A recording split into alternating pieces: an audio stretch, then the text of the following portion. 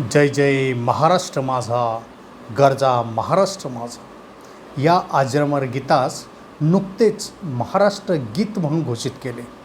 हे काव्य सांगते की महाराष्ट्राचा जय जयकार करावा. परंतु काय आहे हा महाराष्ट्र? याच्या जय जयकाराचा अट्टहास कशासाठी? एकेकाळी अटक ते कटक अधिराज्य गाजवणारे मराठे, त्यांच्या मराठी भाषेची ही महाराष्ट्रभूमी. स्वातंत्र्योत्तर भारतात इंग्रजांनी बॉम्बे स्टेट, मराठवाडा, विदर्भ इत्यादी अशा भागात विभागलेला महाराष्ट्र एक होण्यास सुरुवात झाली. याच विलिनीकरणाची ही कहाणी. अनेक महान राजवटींची राजधानी असणाऱ्या दिल्लीच्या त्या तख्ताची राखण करणाऱ्या महाराष्ट्रास इंग्रजी राजवटीत उतरती कळा आली होती. 15 ऑगस्ट 1947 या दिवशी भारत मातेला स्वातंत्र्य मिळाले.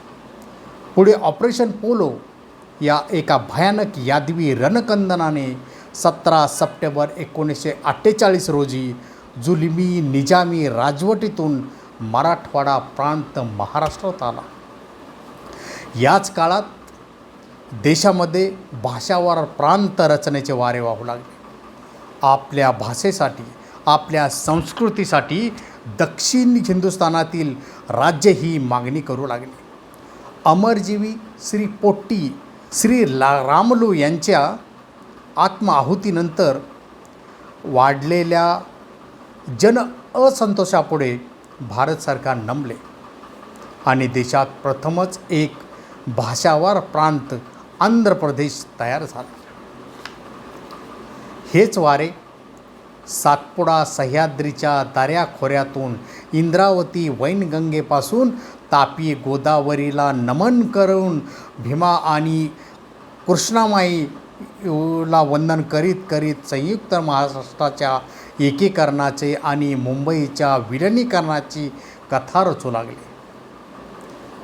युरोपियन अंमलाखाली मुंबई हे एक प्रमुख बंदर म्हणून उदयास आले. जगभरात होणाऱ्या व्यापारात मुंबई एक फार महत्त्वाचं नाव होतं. इंग्रज आणि गुजराती व्यापारी वर्गामुळे मुंबईची फार भरभराट झाली. याच कारणामुळे स्वतंत्र भारतात मुंबई प्रांत एक स्वतंत्र द्विभाषिक राज्य तयार करण्याचे प्रयोजन होते.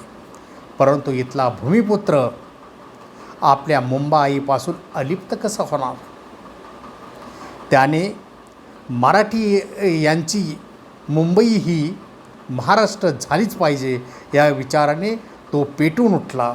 त्याने संयुक्त महाराष्ट्रासाठी चळवळ उभी केली.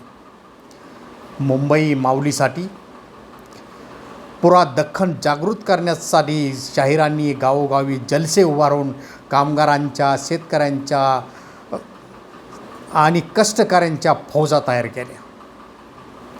कॉम्रेड श्रीपाद डांगे, यशम जोशी, प्र के अत्रे, प्रबोधनकार ठाकरे, सेनापती बापट, केशवराव जेधे आणि लोकशाहीर अण्णाभाऊ साठे यासारख्या अनेक झुंजार नेतृत्वांच्या नेतृत्वाखाली हा लढा पेट घेत होता. परळ, लालबाग, फाउंटनला लढाई झाली. 106 हुतात्मे झाले. मराठी देशाने मैदानी त्वेषाने डमडमच्या गोळ्या छातीवर झेलत रक्ताच्या धारा वाहून वैरी नामशेष केला. लढा यशस्वी झाला आणि मुंबई महाराष्ट्राची झाली. 1 मे 1960 रोजी नवा महाराष्ट्र अस्तित्वात आला. शाहीर अमर शेखांच्या संयुक्त महाराष्ट्र उगवतोय माझ्या सरकारा, खुशाल कोंबडं झाकून धरा या गीताने हा संयुक्त महाराष्ट्र ही चळवळ, हा इतिहास घराघरात पोहोचला. मराठी भूप्रदेश, मराठी ओळख, मराठी अस्मिता मराठी मनगटांनी पुनर्जीवित केली.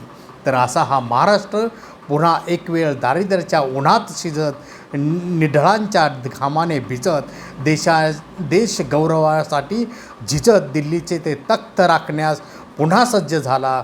आणि म्हणून श्रमिक आणि कष्टकऱ्यांच्या तळहातावर तरलेल्या या मातृभूमीला त्रिवार जय जयकार करावा, त्रिवार जय जयकार करावा. जय महाराष्ट्र, जय हिंद.